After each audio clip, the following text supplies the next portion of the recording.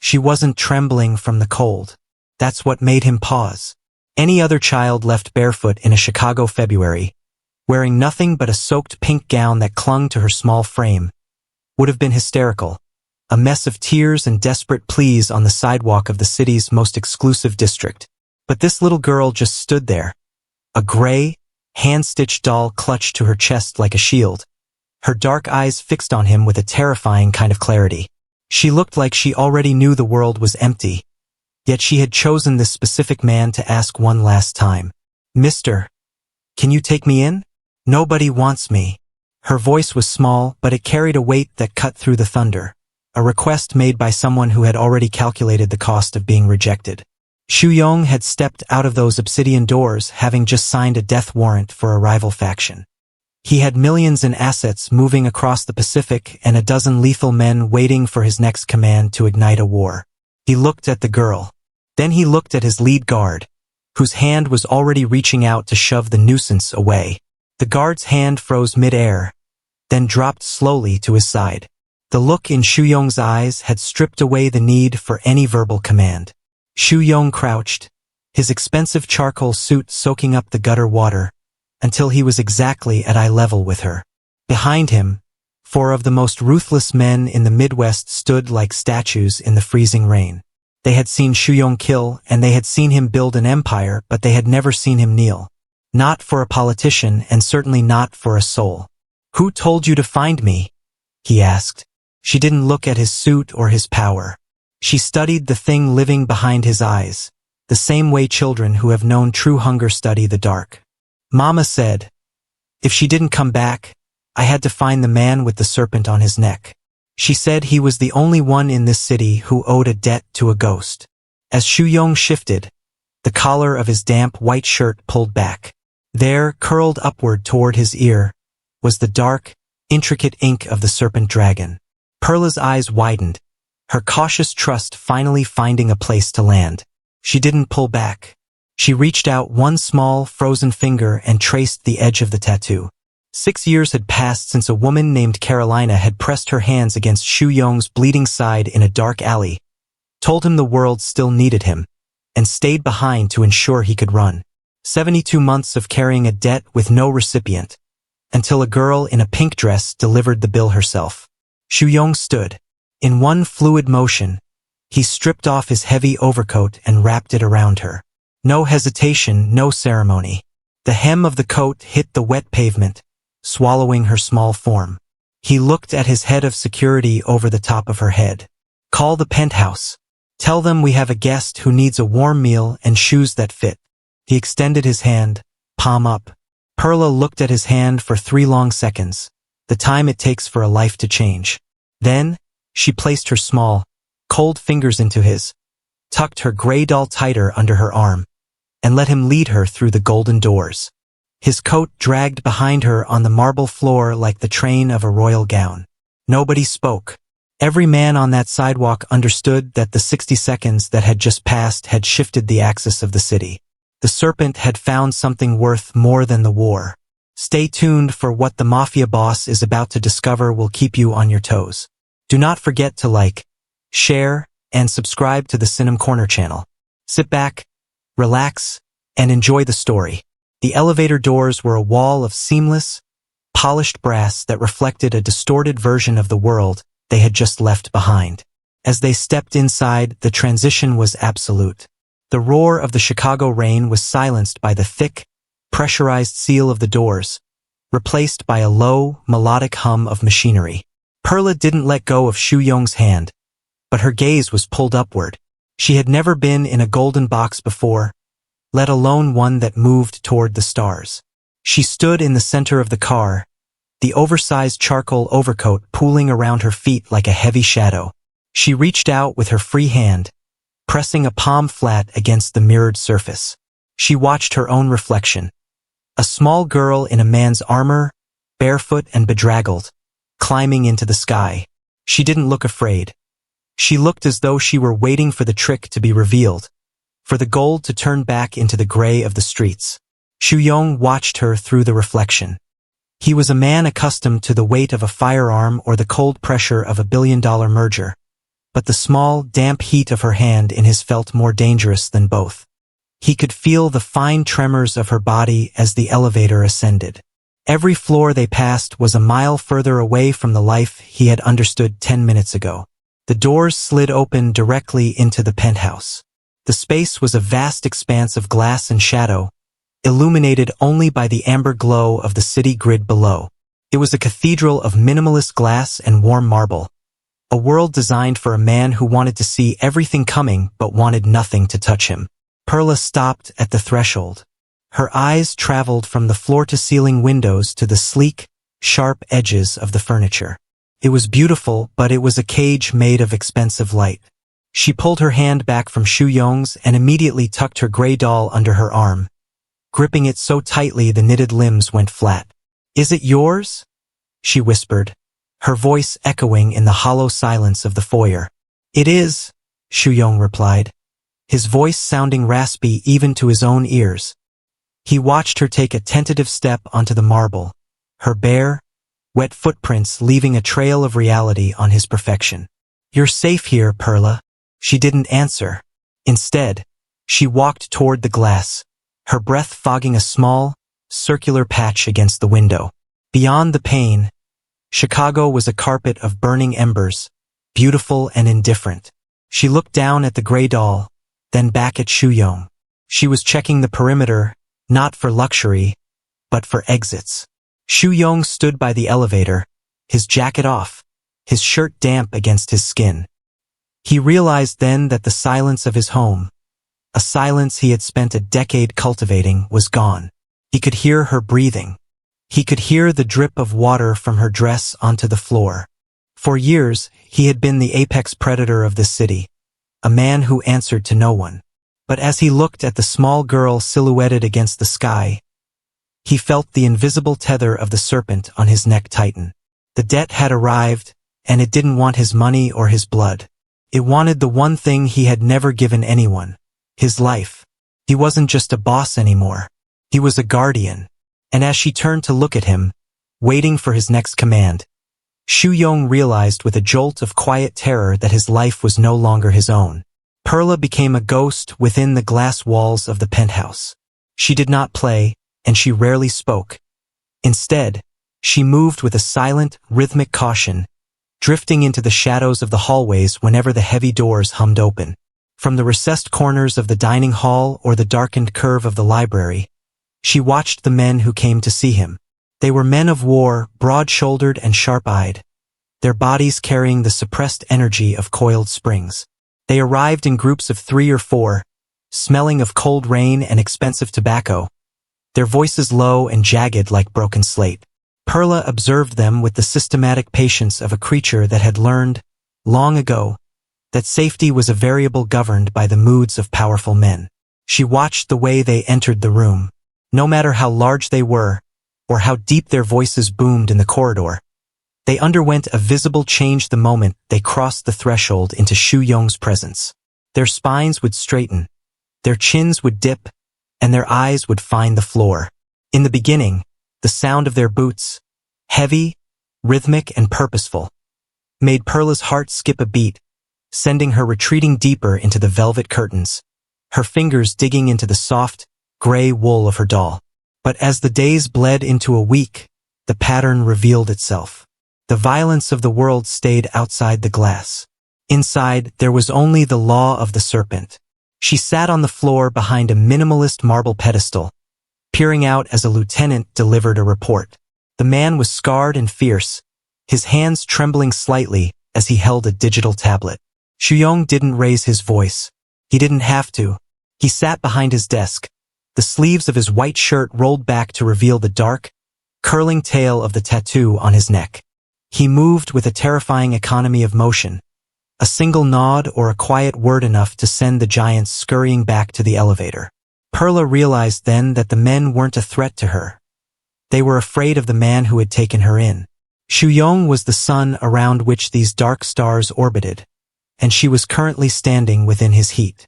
One evening, a guard named Jinho rounded a corner too quickly, his heavy boots thudding against the hardwood just inches from where Perla sat. In the past, she would have curled into a ball, bracing for the impact of a world that didn't see her. This time, she simply blinked.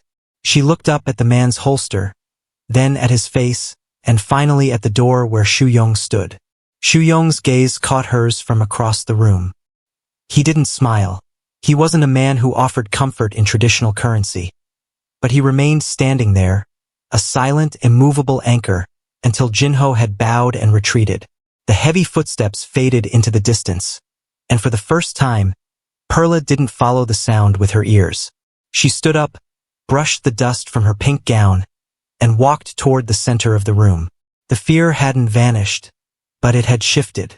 It was no longer a wild thing that hunted her. It was something Shu-yong kept on a leash. She realized that in this high, silent cage, the sound of boots didn't mean the end of the world. It just meant the world was checking in with its master. Under the dragon's shadow, the ghost was beginning to take shape. The gray doll was more than a toy. It was a map of Perla's survival. It had been squeezed through the slats of fire escapes, dragged across salt-stained pavements, and soaked by the indifferent rains of 3 different neighborhoods. By the 10th day in the penthouse, the wear finally became a wound. The seam along the doll's neck, already strained from years of being held too tight, gave way, spilling a small tuft of aged cotton onto the white marble floor. Perla stared at the doll in her lap, her face going unnervingly still. In the world she came from, a broken thing was a finished thing. Clothes that tore were discarded. People who broke were left behind. She didn't cry, but she began to retreat, her small shoulders hunching as she tried to shove the stuffing back into the gaping hole with trembling fingers. She looked toward the trash bin in the kitchen, her eyes filling with a quiet, practiced grief. Shu-yong saw the movement from the hallway. He didn't approach her directly. He knew better than to startle a creature in mourning, but he stopped Jinho as the guard was heading toward the security room. A few low words were exchanged, a command issued in the sharp, staccato rhythm of the syndicate. 10 minutes later, Jinho returned, not with a weapon or a radio, but with a small, wooden kit. He sat on a low ottoman near the window where Perla was hiding, his massive, scarred frame looking absurd against the delicate furniture. He didn't ask for the doll. He simply opened the box, revealing spools of silk thread and needles that glinted like tiny daggers in the afternoon sun. Perla watched from the shadows of a high-backed chair. She expected him to laugh, or perhaps to simply take the doll and throw it away to spare Shu-yong the sight of its raggedness. Instead, Jinho held out a hand, palm up. "It needs a stitch," the man of war said, his voice surprisingly soft, a low rumble that didn't demand. Slowly, Perla crawled forward and placed the gray doll in his hand. Shu-yong watched from the threshold of his office, his arms crossed, his expression unreadable. He watched as Jinho, a man who had broken bones in 3 different continents, used those same calloused fingers to thread a needle with surgical precision. The room was silent, save for the rhythmic shik-shik of the needle passing through the gray fabric. Jinho worked with a grim, focused intensity, reinforcing the neck, straightening the misshapen arm, and securing the button eyes until they sat firm and bright. He didn't try to make the doll look new. He simply made it strong again. When he finished, he handed it back. Perla took it, running her thumb over the new, dark stitches. They were precise, elegant, and permanent. She looked up at Jinho, then her gaze drifted to Shu-yong, who remained standing guard at the edge of the room. The realization hit her with more force than a blow. In this house, the law wasn't just about power or the fear of the serpent. It was about the preservation of what was owned. She looked at the doll, then at her own reflection in the glass. For the first time since she had walked through the golden doors, she didn't look at the trash bin. She realized that in Shu-yong's world, broken wasn't a death sentence. It was just an opportunity for the master to prove that nothing he cared for would ever be allowed to fall apart. She tucked the doll under her arm, the stitches cold and strong against her skin, and for the first time, she didn't just sit in the shadows. She leaned against the wall right next to the man with the tattoo. The dining table was a vast, obsidian slab that felt like a continent between them. Shu-yong sat at the head, his jacket discarded, The white sleeves of his shirt rolled back to reveal the serpent's tail coiled around his wrist. Across from him, Perla looked smaller than usual, her chin barely clearing the edge of the polished stone. Dinner was a quiet affair of steaming rice, braised short ribs, and an assortment of small, colorful bowls. Perla ate with a mechanical efficiency, her eyes never leaving her plate, her movements calculated to make as little sound as possible. But it wasn't her eating that caught Xu Yong's attention. It was the way her left hand moved when she thought he wasn't looking. With the practiced stealth of a thief, her fingers crept toward the bread basket. She didn't take a bite. Instead, she palmed a small, crusty roll and slid it beneath the table, her hand disappearing into the deep pocket of her oversized sweatshirt. It was a fluid, invisible motion, the movement of a child who had spent her life negotiating with hunger, knowing that a full belly today was no guarantee for tomorrow. Xu Yong set his chopsticks down. The sound, though slight, made Perla freeze. She didn't look up, but her shoulders tightened, her small frame bracing for a reprimand that, in her experience, always followed the act of taking more than was offered. He didn't raise his voice. He simply stood, walked toward the kitchen, and returned with a small, clear container fitted with a vacuum seal lid. He set it on the obsidian table beside her bowl. Perla looked at the box, then at him, her dark eyes wide with a mix of confusion and rising panic. "I'm sorry," she whispered, her hand instinctively clenching the bread inside her pocket. "Don't be," Xu Yong said, his voice a low, steady anchor in the silent room. He reached into the basket, took 2 more rolls, and placed them inside the container. He snapped the locks shut with a rhythmic click-click that echoed the sound of Jinho's repair kit. "Chef Cho makes too much. In this house, we don't throw things away, but we don't hide them either." He pushed the container toward her. "This is yours. It stays on the counter or by your bed, or wherever you need it to be. Whenever it's empty, someone will fill it. Not tomorrow, not next week. Always." Perla stared at the box. It was a simple object, but to her it was a miracle of physics, a vessel that promised to hold the future. She looked at the roll hidden in her pocket. Then slowly, with trembling fingers, she pulled it out and placed it on the table. She didn't put it in the box. Instead, she took a bite, her eyes welling with a sudden, hot moisture she couldn't explain. "Always?" she asked, her voice cracking for the first time. "Always," Xu Yong repeated. He sat back down and picked up his chopsticks, returning to his meal as if he hadn't just dismantled a decade of trauma with a piece of plastic. The silence that followed was different. It was no longer the heavy quiet of 2 strangers sharing a space. It was the soft, breathing silence of a sanctuary. Perla reached out and touched the lid of the container, her fingers tracing the seal. The bread in her hand tasted like the present tense. For the first time since the rain, the armor around her heart didn't just feel heavy. It felt unnecessary. The first crack had formed, and through it, the warmth of the penthouse finally began to seep in. The peace of the penthouse was shattered not by a sound, but by a delivery. A manila envelope, damp from the persistent Chicago drizzle, was placed on Xu Yong's desk by a visibly shaken courier. Inside was no letter, only a single blurred photograph of Perla at the park, and a note written in a cold, bureaucratic hand. "Property of the state. Return the asset or we burn the house down." Marcus Vance was no longer playing at shadows. He was a man who understood that in the city of Chicago, legal paperwork could be as lethal as a bullet if wielded by the right hands. Xu Yong didn't rage. He didn't flip his desk. He sat in the high-backed leather chair, his eyes fixed on the photograph of the girl who was currently in the kitchen, arguing with Chef Cho about the proper way to sprinkle sugar on a donut. He felt the serpent tattoo on his neck thrum with a phantom heat, the ink a permanent reminder of a debt that was now being threatened by a man who saw children as line items. He summoned his inner circle to the war room, a soundproof chamber beneath the library where the air always smelled of ozone and old secrets. Jinho stood at his right, his stitched hands clasped behind his back. 6 other men, the highest earners and the coldest killers in the syndicate, lined the table. They looked at the photograph of the little girl in the pink dress with confusion.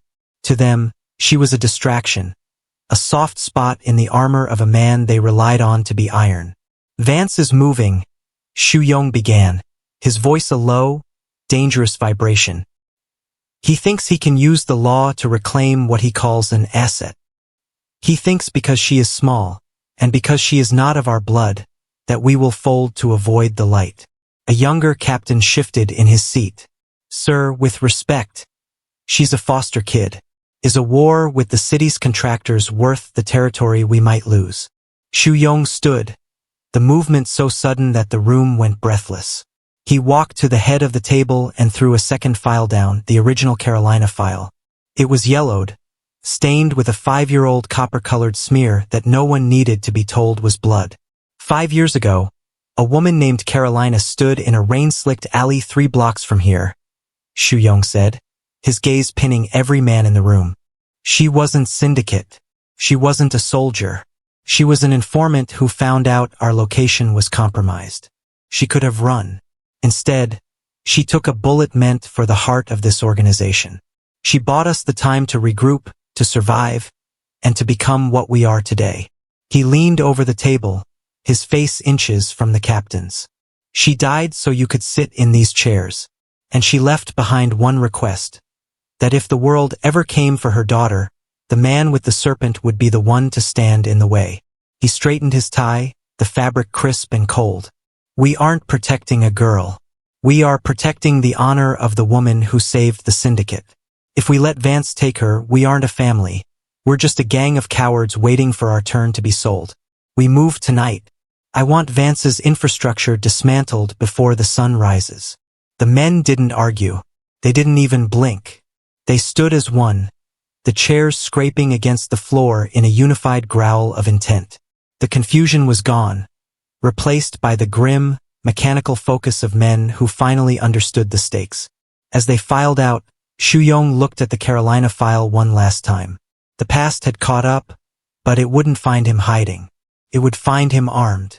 The storm that rolled off Lake Michigan that night was a violent echo of the evening they had met. It was not a steady rain, but a series of tectonic thuds against the floor-to-ceiling glass, the kind of thunder that felt as though the sky were cracking open to reveal the dark underneath. Inside the penthouse, the power flickered once, a sharp blink of the amber lights that left the sprawling space momentarily hollow. Shu Yong was at the window, watching the lightning illuminate the skeletal frames of the distant skyscrapers. When he heard it, it wasn't a scream. A scream would have been easier to answer. It was a low, rhythmic whimpering coming from the guest wing, a sound of someone trying to make themselves small enough to disappear. He moved through the darkened hallway, his steps silent. He pushed the door to Perla's room open just an inch. The forever container sat on the nightstand, its lid sealed tight over the rolls she no longer felt the need to hide. But the safety it represented had been overridden by the roar of the sky. Perla was a rigid knot beneath the silk sheets, her fingers locked around the gray doll's neck so tightly the stitches Jinho had labored over were straining. Her eyes were squeezed shut, her breath coming in shallow, jagged hitches that spoke of a memory far older than the 6 years she had lived. Shu Yong sat on the edge of the bed. He didn't reach for her. He knew that to a child trapped in a nightmare, even a savior's touch can feel like a predator's grip. He was a man who spoke in the language of ultimatums and steel, a man whose voice usually commanded the silence of rooms. He looked at her small, trembling form and realized he had no weapons left for this kind of war. Then, from a place in his chest that had been boarded up since his childhood in Incheon, a melody surfaced. It was a song his mother had hummed when the world outside their paper-thin walls was loud with things he wasn't supposed to understand. He hadn't thought of the words in 20 years. He didn't even know if he remembered them correctly. But as the thunder shook the glass, he began to sing. The Korean words were low and gravelly, a stark contrast to the elegant silk of the room. Jar jar ja jang, jar solal daram sod. It was a simple lullaby, a repetitive, grounding rhythm that sought to anchor the listener to the earth. His voice wasn't practiced, and it carried the rough edge of a man who had forgotten how to be soft, but it held a steady, unwavering frequency. Perla's breathing didn't change at first. Then, as the second verse filled the room, The hitch in her chest began to smooth out. The rigidity in her shoulders dissolved, the sheets falling away as her grip on the doll loosened. She opened her eyes, not with the panic of the hunt, but with the heavy-lidded daze of someone being pulled back to the surface. She looked at Shu Yong, at the sharp jawline and the serpent tattoo that seemed to move in the dim light, and she didn't see the boss of the syndicate. She saw a man who was willing to be unmade for her peace. She reached out, her small, warm palm finding the sleeve of his shirt, and let out a long, shuddering exhale. Shu Yong didn't stop until the storm had retreated into a distant mumble. He sat there in the dark long after she had fallen back into a deep, trusting sleep, realizing that the dragon didn't just have teeth. It had a song. And for the first time, the penthouse didn't feel like a fortress. It felt like a home. The midnight air was thick with the scent of ozone and the heavy silence of an impending strike. In the war room, the monitors pulsed with infrared heat signatures moving through the alleyways below Obsidian. Marcus Vance had finally discarded the veneer of legal paperwork for the honesty of steel. He wasn't sending social workers. He was sending contractors, men who traded in the retrieval of lost assets with the cold efficiency of shadow soldiers. Perla was tucked away in the Dragon's Vault, a reinforced chamber behind the library's false wall. She sat on a plush velvet chair, the gray doll clutched to her chest, her eyes fixed on the heavy steel door. Beside her, Jinho checked the slide of his weapon with a rhythmic clack hiss. He didn't look at her with pity, but with the grim focus of a guardian whose life was forfeit if a single hair on her head was touched. The breach came not as a roar, but as a series of muffled thuds. Vance's men attempted to enter through the roof and the service elevators simultaneously, using localized jammers to blind the penthouse's external eyes. They expected a soft target, a man distracted by a child. They found instead a fortress that had been waiting for them to breathe. Shu Yong stood in the main gallery, his sleeves rolled up, the serpent on his neck seemingly alive in the flickering emergency light. He didn't hide. He moved through the space with a predatory grace, his voice a low, steady calm on the comms. The penthouse was a maze of his own design, pressure plates, reinforced glass, and kill zones that the invaders realized too late were built for exactly this kind of containment. The sound of the struggle filtered through the vault's vents, the staccato rhythm of suppressed fire, the heavy thud of bodies meeting marble, and the sharp, final snap of locks engaging. Perla listened, her small heart hammering against her ribs. In her old life, a sound like that meant someone was coming to take her, to move her, to hide her away in a place where she didn't exist. She waited for the door to be kicked in. She waited for the hand that would drag her back into the cold. But the door didn't move. The screaming stopped. The silence that followed was heavy, absolute, and earned. When the vault finally hummed open, it wasn't a stranger on the other side. It was Shu Yong. His white shirt was smudged with soot, a thin line of red tracing a shallow cut on his cheekbone, but his eyes were as steady as the morning star. He didn't say anything at first. He simply held out his hand, palm up, in the same gesture he had used the night they met. Perla looked past him. She saw the guards standing in the hallway, their faces grim but their postures respectful. She saw the sheer effort of the defense, the broken panels, and the calculated wreckage of the gallery. For the first time, the golden cage didn't feel like a prison. Felt like a shield. She walked out of the vault, her bare feet hitting the warm floor, and took his hand. She looked up at the serpent tattoo, then at the man who carried it. She realized that Vance had sent an army to take her, and Shu Yong had broken that army without a second thought. She wasn't an asset to be recovered or a debt to be paid in secret. She was the one thing the dragon was willing to bleed for. As Shu Yong led her back toward the kitchen for a glass of water, Perla squeezed his hand. The weight of the world felt lighter, because for the first time in 6 years, she knew that someone had finally decided she was worth the war. The confrontation did not take place in a rain-slicked alley or a darkened warehouse. Instead, it happened in a boardroom on the 64th floor of a building made entirely of glass and cold, white light.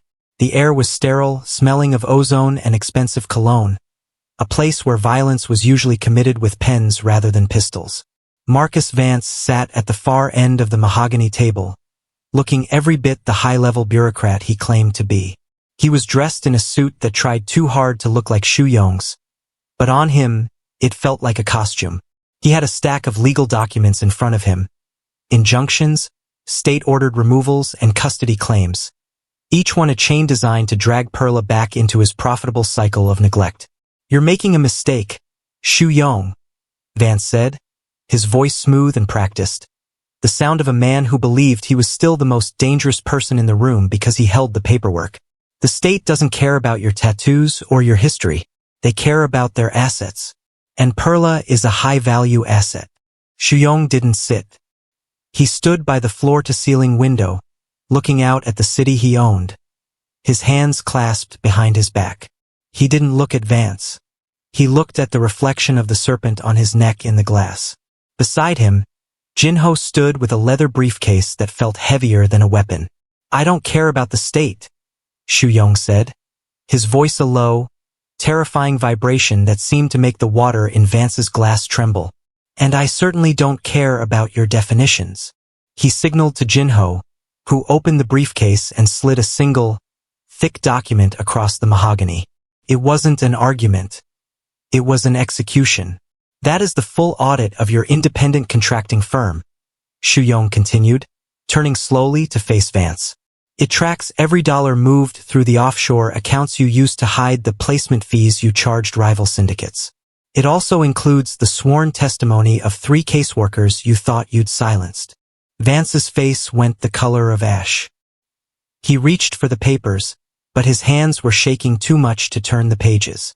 "I didn't come here to kill you, Marcus," Xu Yong said, stepping toward the table, his presence suddenly overwhelming the room. "Blood is messy, and Perla doesn't like the smell of it. I came here to buy you." He dropped a second folder onto the table. It contained a series of shell company acquisitions. "As of 9 o'clock this morning, I own the debt on your house, your firm's primary lease, and the pension fund you've been skimming from. You have 2 choices. You sign the full, irrevocable surrender of guardianship for Perla and disappear from this city, or I release these files to the federal prosecutor waiting in the lobby." Vance looked at the pen on the table. It was a heavy, gold thing, glinting under the sterile lights. He looked at Xu Yong's eyes and realized that the paper war was already over. There was no negotiation with a dragon that had decided to swallow the entire mountain. With a trembling hand, Vance signed. Xu Yong picked up the document, checking the ink with the same meticulous care Jinho had used to check his stitches. No blood had been spilled in the room, but as Xu Yong walked out, he knew he had ended a reign of terror more effectively than a bullet ever could. He wasn't just holding a signature. He was holding Perla's future, typed and signed in the present tense.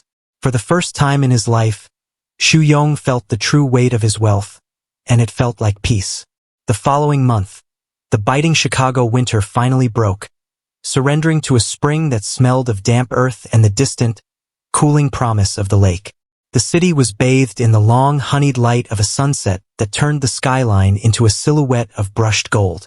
At the edge of Lincoln Park, where the concrete met the vast, quiet expanse of Lake Michigan, the wind was no longer a blade, but a soft exhale. Perla stood at the water's edge, her feet finally steady on the ground. She was wearing a new pink gown, one that was clean and dry, its fabric catchlights shimmering like the surface of the water.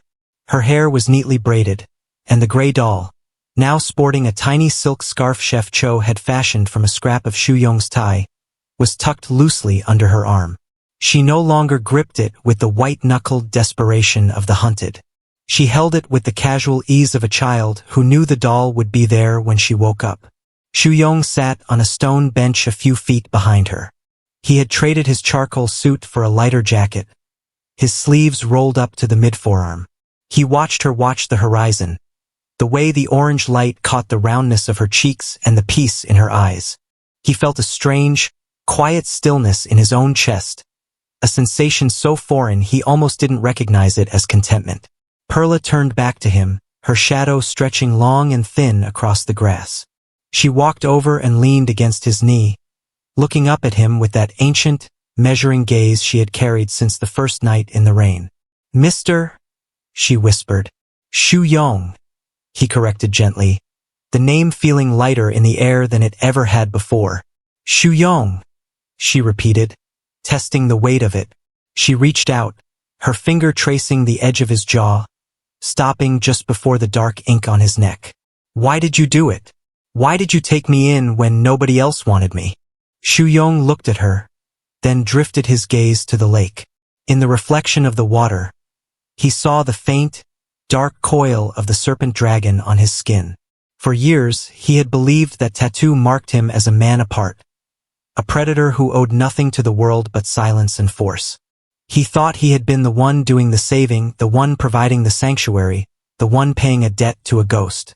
But as he looked back at the small girl who had walked into his fortress and demanded he become a human again, he realized the truth. He reached down and tucked a stray strand of hair behind her ear, his hand steady and warm. I didn't take you in because you were lost, Perla, he said, his voice a low, melodic truth that resonated in the quiet of the evening. I took you in because I was the one who was lost, and you were the only one who found the way home. Perla didn't need to ask anything else. She simply nodded, a small, knowing movement, and climbed up onto the bench beside him. She opened her forever container, which was full of the almond cookies they both liked, and offered him one in the present tense. Shu Yong took it, and as the sun finally dipped below the horizon, the man and the girl sat in the deepening purple light, two souls who had stopped running because they had finally run out of reasons to be afraid. Under the shadow of the dragon, the war was over, and the family had begun. The dragon is not defined by the fire it breathes, but by the horde it protects. Shu Yong learned that power is a hollow throne until it serves a purpose higher than survival.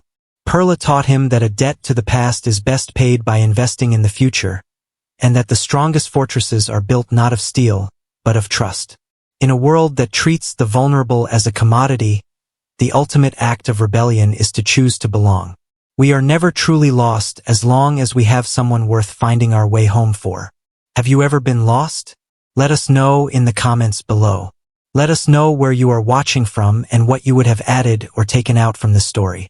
Thanks for watching. Sit back, relax, and let me tell you another story.